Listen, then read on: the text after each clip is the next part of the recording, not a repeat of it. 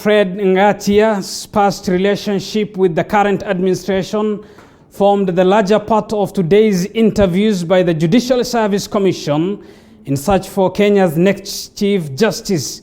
Ngatia, who presented President Uhuru Kenyatta in the 2013 and 2017 presidential petitions, however, insisted that his relationship with the president was a client-lawyer relationship and will not influence his performance if appointed Chief Justice. Josh Onsare now reports.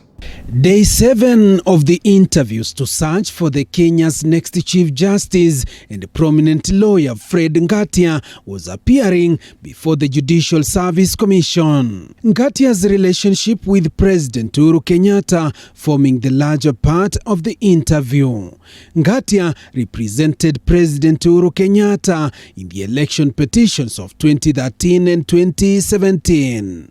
But he says his relationship with the president was a lawyer-client relationship. Despite acting for the president-elect in 2013, as soon as the brief was over, I went back to my private practice. And that relationship of me acting for the president never continued. The 65-year-old lawyer, who boasts of a career span of 41 years in the legal fraternity, promises to fight corruption in the judiciary if appointed as CJ. E-filing will be one of his ways to fight corruption in the judiciary. Both internal and external, perception or otherwise. Do you believe that there are some cartels that you need to clear from courts that are actually hindering service delivery, justice? It is possible. At the same time, it may not be correct. So, what I can promise this commission is this. I hold nobody's brief. I'm my own man. I'll come and do what I've been known to do. What I am, Commissioner Gishohi, is hard work. Top on his agenda is also clearing a backlog of cases at the judiciary, but never talked of additional judges or courtrooms. This backlog is something that needs a very comprehensive view. Because if you take, say, 100,000 cases from the magistrate's court, then you free them to deal with the cases which are beyond the pecuniary jurisdiction. And with a standoff between the judiciary and the executive over the appointment of 41 judges, Ngatia says he will look for an understanding with the president for smooth service delivery in the courts. Judiciary exists for the people of Kenya. Approaching it from that principle, I do not see anybody not being unable to have a dialogue, because I am not doing this for self, but I'm doing it for the people of Kenya.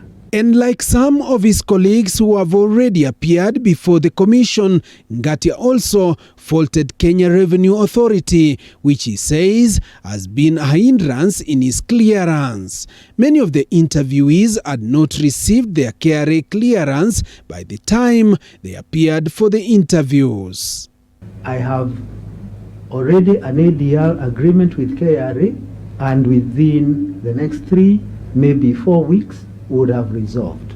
And I am for paying Caesar what is due to Caesar, and Caesar has no right to ask that which is not due. Court of Appeal President William Ouko is set to face the panel on Wednesday.